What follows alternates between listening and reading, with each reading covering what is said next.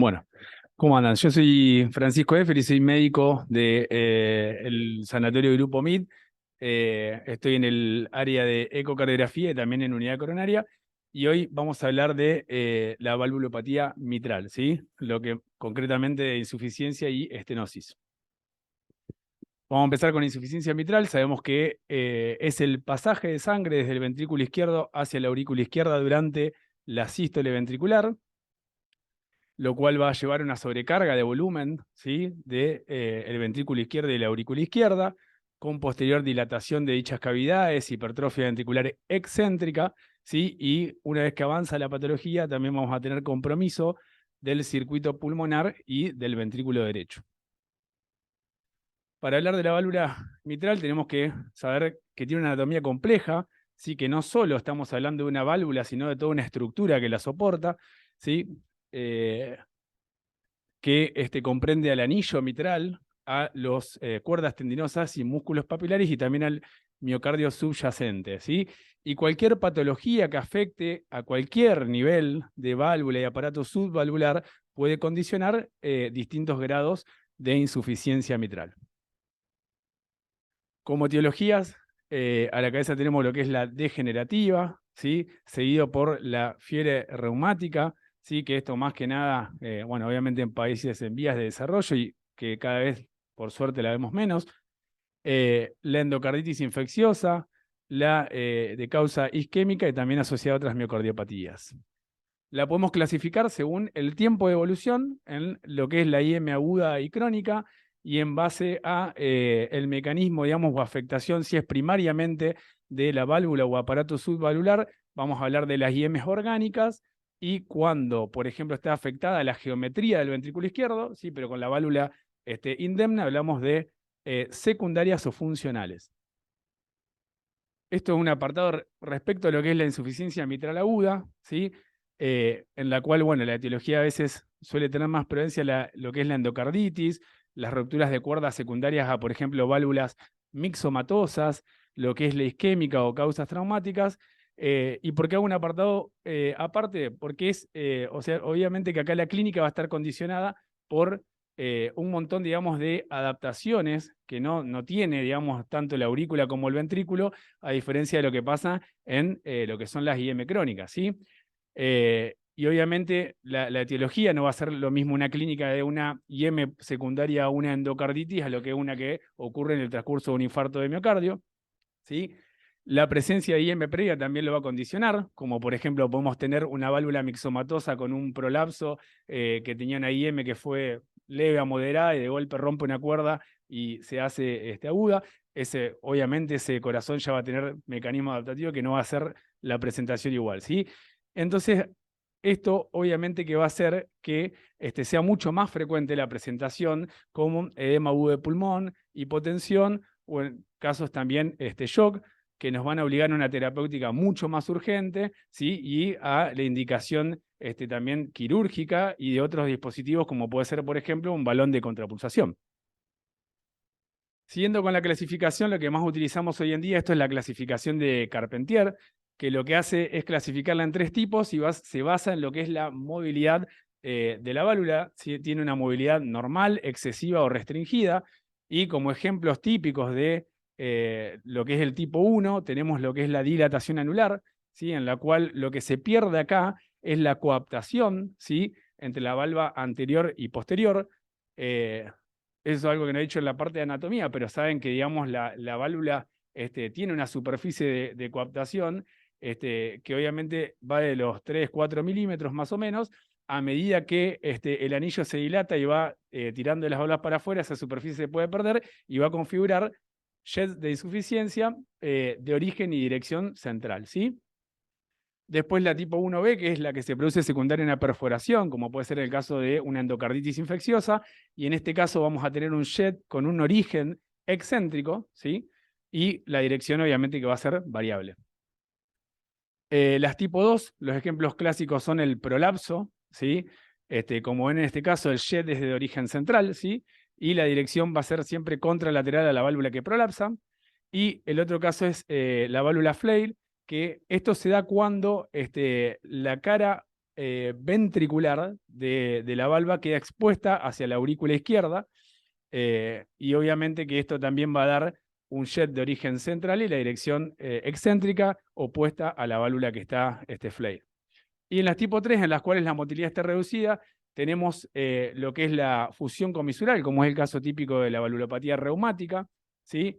En el cual las fisuras, las comisuras se fusionan, y eso provoca obviamente que haya una mala coaptación de las válvulas y tenemos también insuficiencias centrales.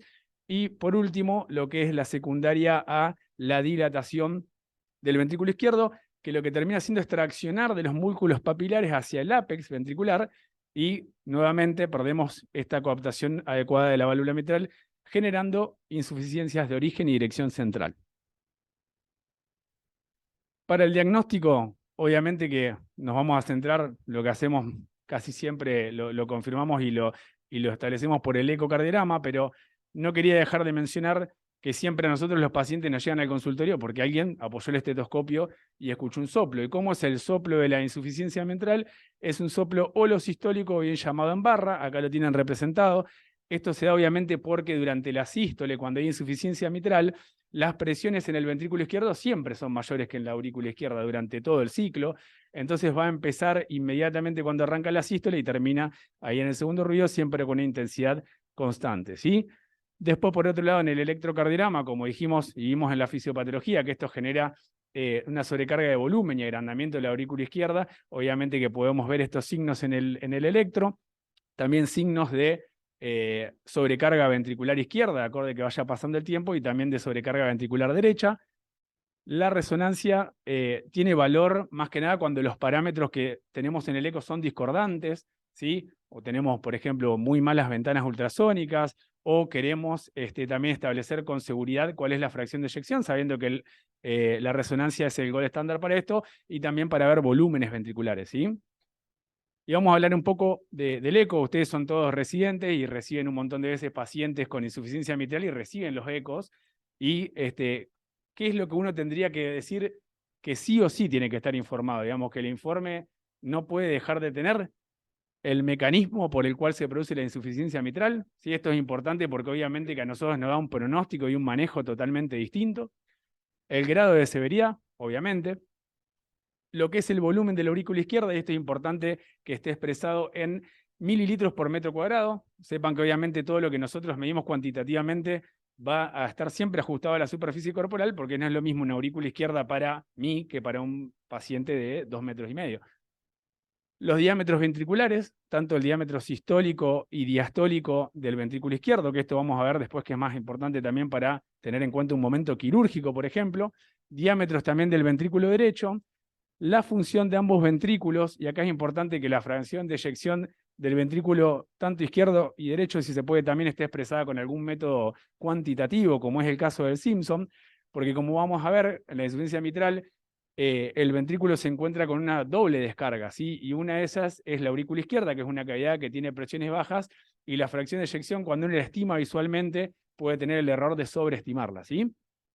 Y esto que es el cambio de área fraccional, que es para el ventrículo derecho, que consiste en medir el área en diástole y en sístole, y normalmente ese porcentaje de cambio tiene que ser mayor del 35%, ¿sí? Que también es un parámetro que se está utilizando mucho. Y por último, la estimación de la presión sistólica de la arteria pulmonar y la medición de la vena cava inferior, también para estimar presión en aurícula derecha, ¿sí? Y para, obviamente, saber cuál es el estado, digamos, hemodinámico de presiones de llenado de nuestro paciente. Vamos a empezar con lo que es el Doppler color. Uno apenas evalúa un paciente en insuficiencia mitral, salvo obviamente en el cual uno en el bidimensional ya ve una válvula que está flare, suelta, que obviamente no va a hacer falta el color porque sabemos que ese paciente va a tener una IM severa. Es el primer parámetro que solemos utilizar. Y acá hay que tener algunas consideraciones. Obviamente que acá en estos casos que están viendo acá, están viendo jets que obviamente tienen que son jets anchos, que se propagan en la aurícula izquierda. En este caso es un transtorácico en el cual se está viendo lo que se llama el efecto Coanda, que es estos jets, digamos, que se pegan en la pared de la aurícula izquierda y que llegan en el pecho de la misma.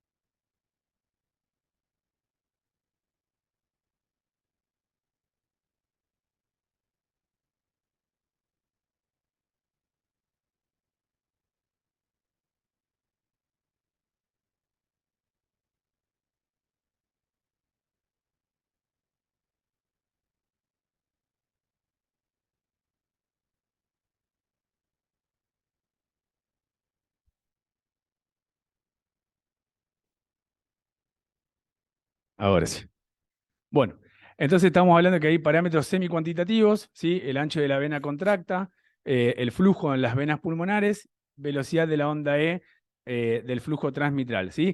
La vena contracta, como saben, es digamos, cuando tenemos una insuficiencia mitral, por lo menos de moderada para arriba, lo que se forma a nivel del orificio de regurgitante es una hemisfera, que eso después lo vamos a ver más adelante cuando medimos el PISA. Por debajo de eso se forma el cuello, que es donde vamos a medir la vena contracta, y después en la aurícula vemos toda la propagación del jet de insuficiencia, ¿sí? La vena contracta mayor de 7 milímetros es un indicador de severidad, obviamente que con todo el resto de los parámetros, pero es uno de los indicadores. Cuando tenemos una vena contracta menos de 3, sabemos que es una insuficiencia leve, y entre 3 y 7 es moderada. El flujo también en las venas pulmonares, esto lo hacemos en el caso de lo que es el transtorácico, con el volumen de muestreo a nivel de las venas pulmonares, introducidas 1 o 2 centímetros, ¿sí? Y saben que el flujo normal de las venas pulmonares consiste en 3 ondas. Tiene dos ondas positivas y una onda negativa o retrógrada, ¿sí? La primera, que es la onda S, acá es obviamente un flujo anormal, pero esta onda S es positiva y habla de la sístole ventricular, ¿sí? Que es cuando la aurícula izquierda está actuando como reservorio. La onda diastólica es cuando la aurícula está, digamos, haciendo su función de conducto, digamos. Y por último, la onda reversa, que es la contracción auricular, ¿sí? Entonces, esto que están viendo acá es una onda S invertida, y esto también es otro parámetro de severidad, ¿sí? Acá ven la onda S, la onda E y la onda A. Y la velocidad de la onda E mayor de 1.2 metros segundo. Esto lo hacemos con el Doppler pulsado también en la vista apical de 4 cámaras. Y esta velocidad aumentada lo que nos está hablando es de hiperflujo a través de la válvula mitral, ¿sí? Por obviamente lo que es la sobrecarga de volumen que se genera por la misma. Después pasamos a los métodos cuantitativos, los parámetros cuantitativos, y acá sí tenemos el área de orificio regurgitante, el volumen regurgitante y la fracción de volumen regurgitante. En lo que es el AORE, esto obviamente que lo sacamos con una fórmula que es el método de PISA, que ahora se los voy a mostrar, más que nada para que sepan qué son los parámetros de eco que tenemos que tener para que el equipo después lo calcule. Pero una AORE de más de 40 en las IM orgánicas o más de 20 en las IM funcionales nos habla de severidad. El volumen regurgitante más de 60 nos habla de severidad en las orgánicas y de 30 en las funcionales, y la fracción de volumen regurgitante mayor de 50% también. ¿Y por qué hacemos la distinción de 60 o 30 o de 40 a 20? Porque obviamente que en las insuficiencias mitrales secundarias estamos frente a un ventrículo que tiene un volumen minuto disminuido. O sea que no va a ser lo mismo que regurgita que en un paciente que tiene una fracción de eyección conservada, ¿sí? Y acá, esto es lo que le decía previamente, lo que hacemos para calcular el AORE y el volumen regurgitante, lo que tenemos que hacer es calcular el radio proximal del flujo de convergencia. Esto es lo que le hablaba hoy, que se forma en la insuficiencia. Medimos el radio de esta hemisfera, introducimos la velocidad de aliasing, que esto lo que marca acá es el límite, digamos, de Nitsky que tiene el aparato, que esto hay que bajarlo para que se forme mejor la hemisfera cuando estamos volándola. y lo que tomamos es la velocidad máxima de la regurgitación mitral, que esto lo hacemos con el Doppler continuo, ¿sí? Alineándonos bien paralelos a la insuficiencia. Y con todo esto vamos a sacar el AORE. Ahora, si queremos ver el volumen regurgitante, hay que hacer la integrada de esta velocidad, ¿sí? Y ahí vamos a tener el volumen en mililitros por latido, ¿sí?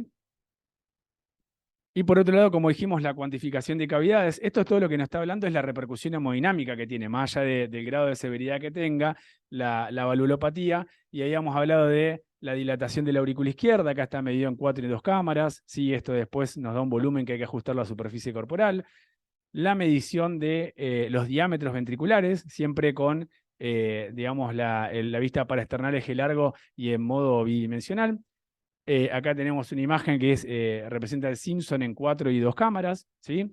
Acá tenemos las mediciones del ventrículo derecho y el cambio de área fraccional, y esto es el jet de insuficiencia tricuspida que nos ayuda a estimar la presión sistólica en la arteria pulmonar.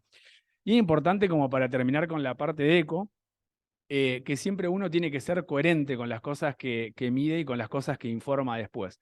Porque, por ejemplo, no podemos informar una insuficiencia que es severa, porque nos pareció, pero sin embargo tenemos una aurícula que no está dilatada, tenemos un patrón prolongado y el paciente está sentado hablando en la camilla, ¿se entiende? O sea, hay que ser siempre coherente e integrar todos los parámetros, y si algo nos cierra hay que seguir midiendo y midiendo y midiendo, ¿sí?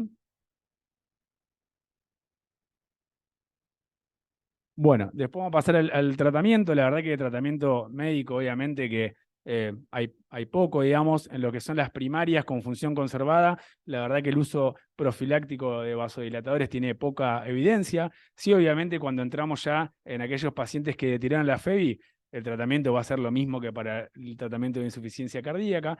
Ahí entran los IECA, beta bloqueantes, obviamente sacubitrilo, valsartán, espironolactona, espregnona, todo. Y por otro lado, los pacientes que tienen fibrilación auricular es lo mismo, obviamente con uso de anticoagulación y betabloqueantes para control de frecuencia cardíaca. Y en lo que es la IM secundaria, tratamiento de insuficiencia cardíaca, incluyendo la terapia de resincronización cuando esté indicada. Y en el tratamiento quirúrgico esto también va a depender de la etiología, por eso hablábamos hoy de la importancia de ver el mecanismo, ¿sí? Y para lo que es la primaria, hoy se habla que la técnica de elección es la reparación. ¿Y por qué es importante esto?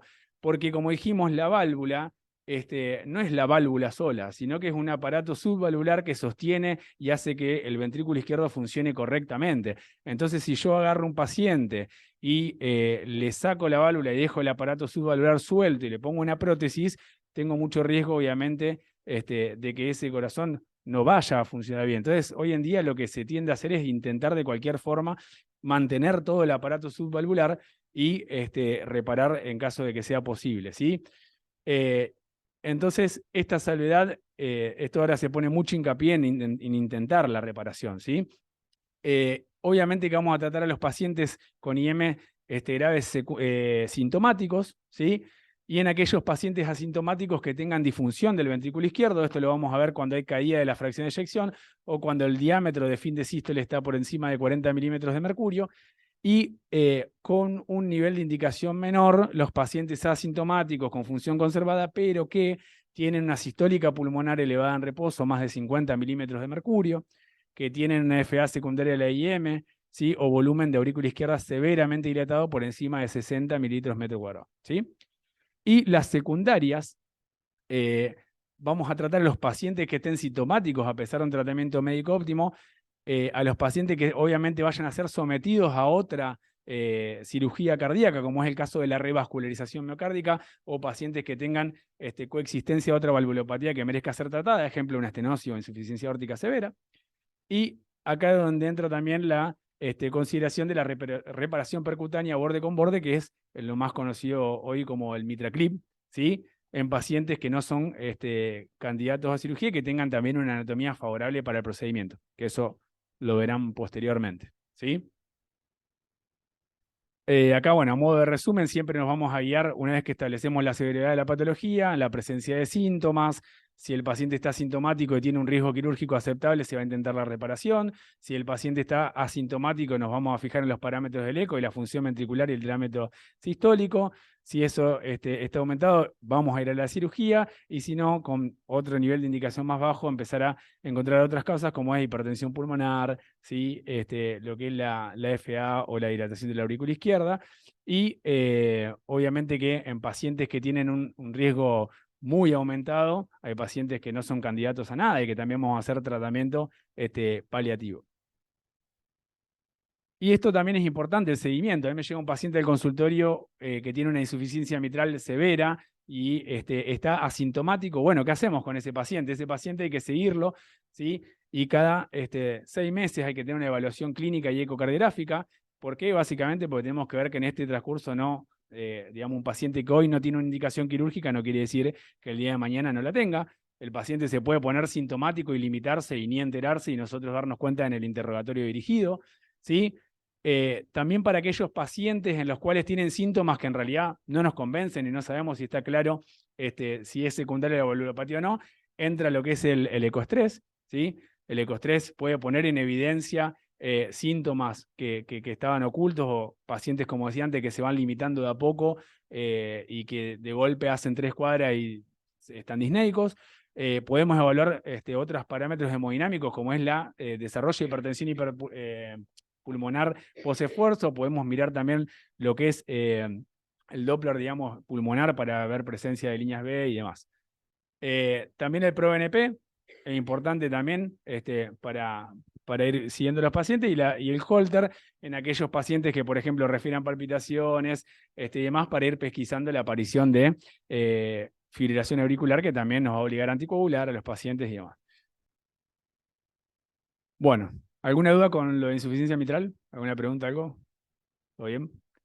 Bueno, seguimos. Estenosis mitral, si ahora pasamos al otro tema, es el estrechamiento del orificio valvular mitral que va a dificultar o impedir el pasaje de sangre desde la aurícula izquierda hacia el ventrículo izquierdo en la diástole. Como causas, acá sí tenemos la valvulopatía reumática como la causa más frecuente en todo el mundo, y hay que saber que la valvulopatía reumática tiene un porcentaje del 38%, es decir, un tercio van a tener afectación multivalvular, ¿sí? Más que nada, válvula aórtica en 35% y menos frecuente la válvula tricuspidea en el 6%, ¿sí? Pero esto es importante siempre buscarlo, y también sabiendo que la mitral es la principal afectada, ¿sí? No vamos a encontrar un paciente que tenga una estenosis aórtica reumática y que tenga una mitral normal, ¿sí? Y que tiene un periodo asintomático de hasta 20 años. Y en segunda frecuencia, la degenerativa, ¿sí? O la esclerocalcificada de los ancianos. Las dos son más frecuentes en las mujeres que en los varones, ¿sí? Bueno, examen físico, vamos a encontrar el soplo de la estenosis mitral, que esto está hermosamente descrito en los libros, es el soplo más difícil de aprenderse de todos, pero bueno, pensándolo fisiopatológicamente, el primer componente de este soplo es el retumbo mesodiastólico, es decir, en la fase de llenado rápido del ventrículo izquierdo, la sangre pasa a través de la válvula estenótica y produce esto. Después el refuerzo presistólico, que eso lo genera la patada auricular, y obviamente que los pacientes con FA se pierde ese componente. El chasquido de apertura y el desdoblamiento del segundo ruido en el caso de tener hipertensión pulmonar, ¿sí? Obviamente en el electrocardiograma, lo mismo que dijimos previamente, podemos ver signos de agrandamiento auricular izquierdo, podemos detectar presencia de fibrilación auricular, signos de sobrecarga ventricular derecha, y por último el ecocardiograma, que es el que nos va a terminar dando el diagnóstico y lo que es la repercusión hemodinámica de la misma. Importante, cuando hacemos un eco en estenosis reumática, ¿sí? Reumática, hay un desafío extra, que es este segundo punto, que es evaluar la posibilidad de la valvuloplastia percutánea. Entonces, siempre que ustedes le informen un eco de estos, tenemos que tener estos datos, porque si al paciente hay que intervenirlo, obviamente que va a ser importante la factibilidad del procedimiento y obviamente detectar contraindicaciones. Y las lesiones valvulares concomitantes, ¿sí? ¿No? Uno a veces peca en el eco de cuando encuentra algo, perderse en lo que es más severo y el resto pasa a un segundo plano, ¿sí? Y obviamente valorar la severidad hemodinámica. Esto que están viendo acá, la valvulopatía reumática tiene estos 3 puntos acá que son fundamentales, que son los que casi siempre están presentes y es lo que explica un montón de las cosas que después vemos en el eco, ¿sí? La estenosis mitral reumática se caracteriza primero por esto, la fusión comisural, ¿sí? Es decir, que la válvula se compromete primero de adentro hacia afuera, algo totalmente opuesto a lo que vemos en las estenosis degenerativas, que se comprometen de afuera hacia adentro. El engrosamiento de las valvas, ¿sí? Y el acortamiento y fusión de las cuerdas tendinosas. Y esto van a explicar 2 signos muy característicos, que lo estamos viendo acá, que uno es la apertura en domo, ¿sí? Si ven acá, la valva anterior parece como un palo de hockey, ¿sí? Y esto está dado obviamente porque cuando la valva anterior se abre, arrastra por estar fusionada su comisura con la valva posterior, ¿sí? Y forma esta acodadura que es muy característica. Y si a esto ponemos o cortamos con un modo M a este nivel, estamos viendo esto, que es el movimiento no oponente de la valva posterior, y la explicación es la misma. Normalmente esto, ¿cómo deberíamos verlo? Si esta es la valva anterior y esta es la valva posterior, cuando la válvula se abre, hace esto. La mitral, ¿sí? Pero si la válvula anterior está anclada a la posterior por la comisura fusionada, la va a arrastrar y va a generar este fenómeno que vemos acá, ¿sí? Esto es muy característico. Después lo que vamos a valorar es el gradiente, ¿sí? Esto lo hacemos con el Doppler continuo a nivel de, en la apical de 4 cámaras, y hacemos la integrada de velocidades, ¿sí? Y esto el equipo nos va a calcular el gradiente medio. Sabemos que por encima de 10 estamos frente probablemente a una estenosis severa, moderadas entre 5 y 10, leves menos de 5. Acá también hay que tener cuidado de qué paciente estamos evaluando. Por ejemplo, esto sería ininterpretable si yo le hago un eco a un paciente que tiene 5 de hemoglobina, ¿se entiende? O sea, o pacientes que están muy hiperdinámicos con una sepsis. Bueno, hay que saber que todas las válvulas hay que valorarlas en un contexto y también tenerlo en cuenta, ¿sí? Por otro lado, vamos a calcular el área valvular mitral, y acá tenemos 3 parámetros, ¿sí? La planimetría, ¿sí? Que esto lo podemos hacer tanto por eco transtorácico como transesofágico. Es más factible las planimetrías en la estenosis reumática porque, digamos, no hay tanta o por lo menos al inicio, no hay tanta calcificación de las válvulas como es una estenosis calcificada, que genera mucho artefacto y a veces es dificilísimo, ¿sí? Como por el transesofágico también, que por ahí tenemos la ventaja de tener una ventana mejor, si eso se hace a través de la vista transgástrica, que obtenemos algo muy parecido a esto, pero obviamente que invertido, ¿no?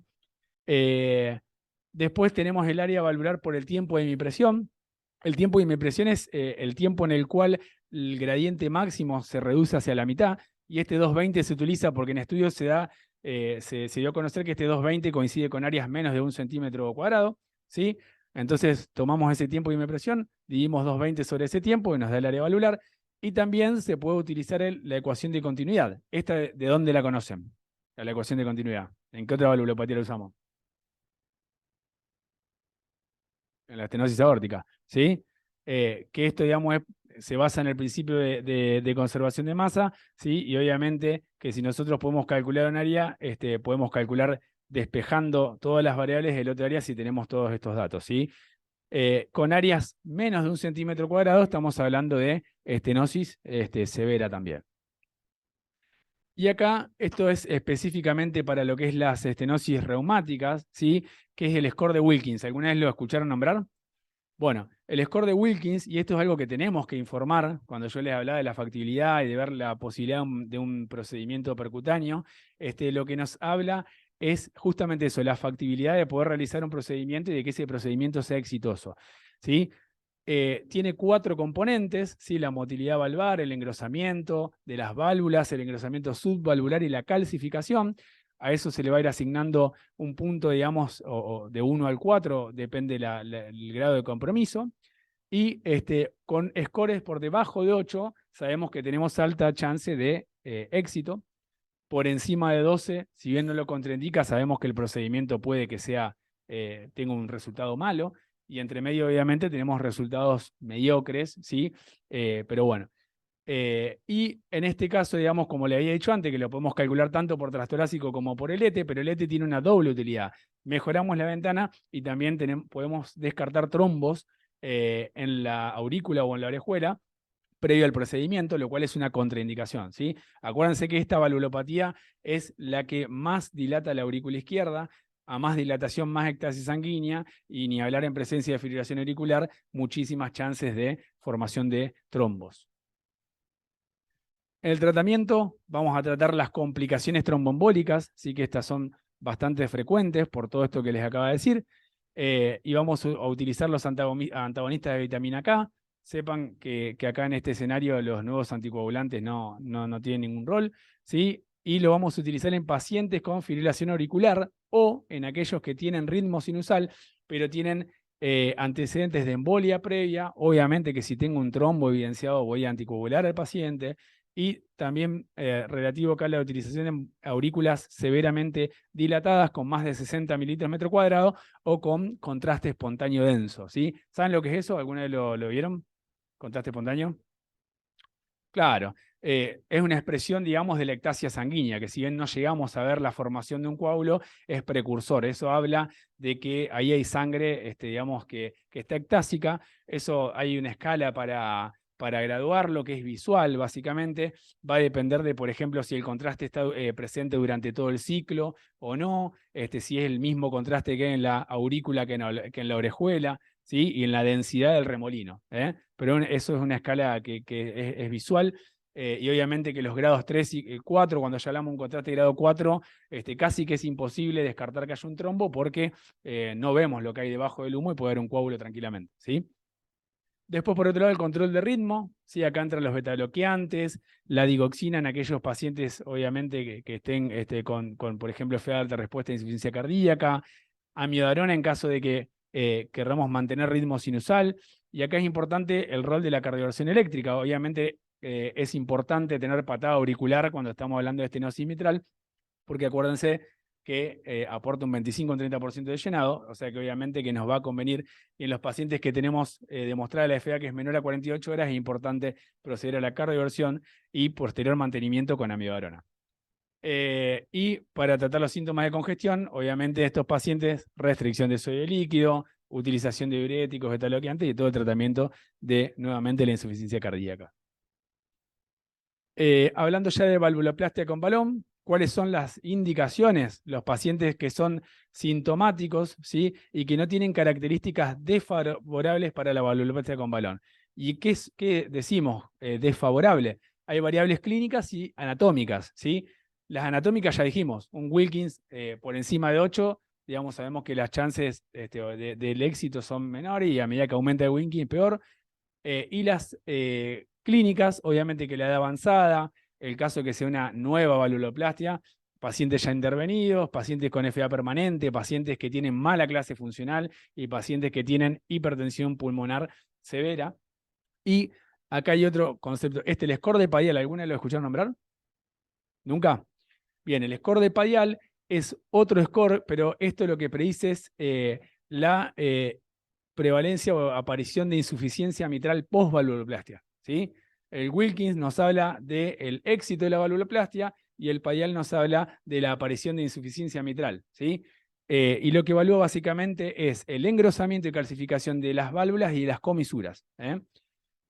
No los quise complicar, no puse, pero sepan que existe y que obviamente que a cualquier paciente que ustedes digan vamos a hacer una valvuloplastia, es importante también calcularlo porque la aparición de insuficiencia mitral más digamos, de leve en el post-procedimiento, obviamente que es de mal pronóstico, ¿sí?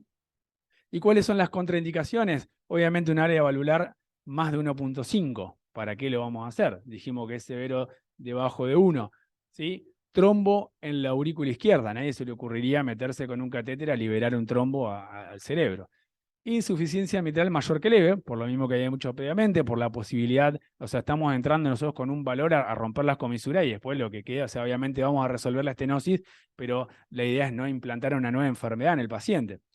La calcificación grave o bicomisural, por lo mismo que estábamos charlando previamente, la ausencia de fusión comisural, ¿sí? Por eso le dije que el Wilkins se calcula y este procedimiento es para las reumáticas, porque un paciente que tiene restricción de la motilidad por una degenerativa no tiene sentido sustento fisiopatológico el procedimiento, que es entrar con un balón a separar las comisuras, ¿sí? La valvulopatía aórtica grave concomitante, ¿sí? O estenosis y insuficiencia de tricuspida graves, obviamente que esto va a requerir cirugía, lo dijimos previamente, ¿sí? Y la enfermedad coronaria concomitante que requiere cirugía por el mismo motivo. ¿Y en quiénes lo vamos a considerar? ¿Sí? En los pacientes asintomáticos que no tienen características, sin características desfavorables y en los cuales haya un alto riesgo tromboembólico, ¿sí? En aquellos que tienen tromboembolia previa o contraste espontáneo denso, o alto riesgo de descompensación hemodinámica, ¿sí? Sistólica pulmonar más de 50, por ejemplo, pacientes que se van a someter a cirugía no cardíaca o el deseo de gestación también.